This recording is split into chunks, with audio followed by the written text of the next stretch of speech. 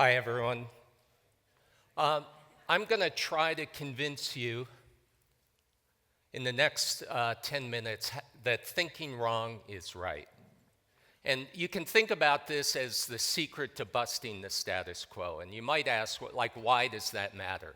Well, this line terrifies me because this line represents the predictable path. So this is the status quo that we're all on right now. It's like business as usual. So why does this matter? Well, we have things like climate change happening. Population is actually still exploding in the world. Wildlife reduction drastic since 1970, and a lot of other problems. I actually think that we have more increasing challenges now than we've ever faced before. So there's another path, a bold path, that goes up off of that. But everything is conspiring to bring that line down to the status quo.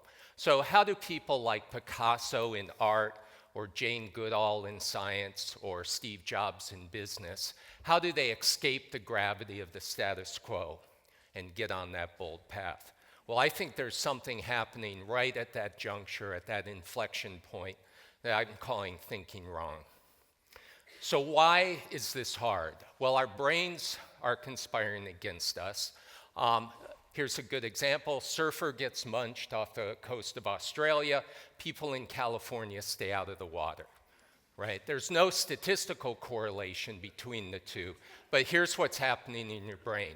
Shark attack, bad, that's A. There's a superhighway connection, a synaptic connection in your brain to a behavior, stay out of the water.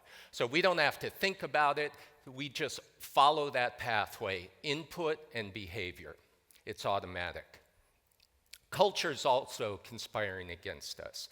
So if you think of a lot of brains all going on their synaptic connections, their orthodoxies, their heuristic biases, those are conspiring as well. So we've got your brain and culture conspiring. So traditionally, problem-solving orthodoxies are like the rational, it has to be rational, return on investment, best practices. You have to use what's been done before to solve challenges, or have a really tight strategic plan. So this is where those usually operate up in that quadrant of the known and the certain. So if you ever work for large organizations, they love to exist up in that quadrant. Thinking wrong is down in the bottom. So this is the uncertain and the unknown. So if you think about that bold path, you can't follow predictable pathways to get there. In 2003, I started a program for kids getting out of college before they get jobs called Project M. And the whole goal of it was to kind of infect these young creative people with thinking wrong to solve big challenges. So we've been all over the world. This is Costa Rica, New Orleans after Katrina, East Baltimore. We usually go to a place that's distressed in some way, so there's a big challenge. This is Reykjavik, Iceland after their financial collapse. Rural Connecticut, we did a project to celebrate local farming called Pizza Farm. This is Detroit, built some horseshoe pits in vacant lots. This is the Gulf of Alabama after the BP oil spill. This is Frankfurt, Germany, highly illegal, I'm not going to talk about. And this is rural Alabama, where we've done a lot of projects over the past few years. So after 10 years of Project M and teaching these kids to think wrong, I've come up with 6 practices, which I'll go through really quickly. Another way to think of this is the CrossFit of design thinking, if you know that term. So the first is be bold. Steve Jobs called it the dent you want to make in the universe. Google X calls it the moonshot. And this is, are you thinking big enough? So if you're going to tackle a big challenge, you want to set the bar really high. Get out. This is all about getting out of your patterns of working and your orthodoxies. Go where you've never been before.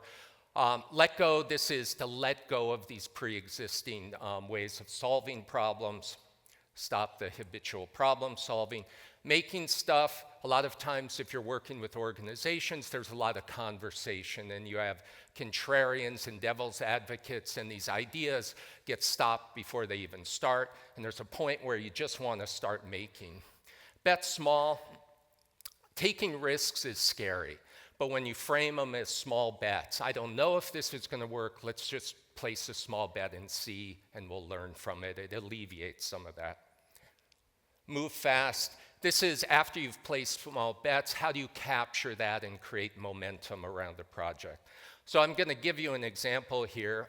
This is a Project M that started in Belfast, Maine, where I live. The girl in the middle there, Rosanna, was really into pie. And I didn't really care. I thought it was kind of stupid. But it happened to be March 14th, so 3.14 pi, P-I. And they thought that was clever. So they did an event on the streets of Belfast, Maine, called Free Pie, where they baked pie, had coffee. A lot of people came, and it spawned conversations. And the idea was that these conversations would lead to projects in action.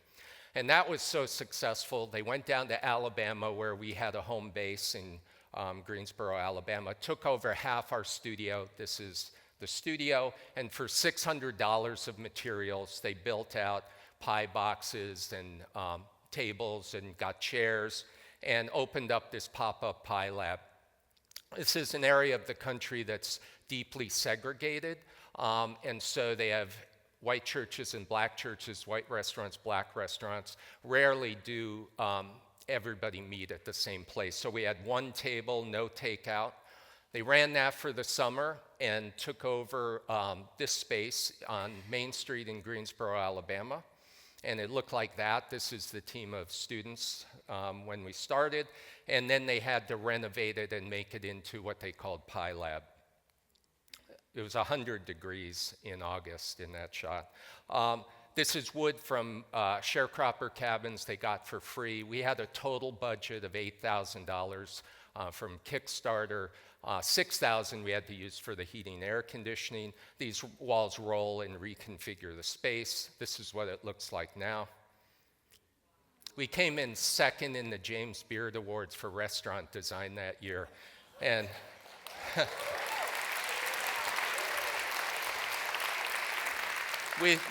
we lost out to the Guggenheim.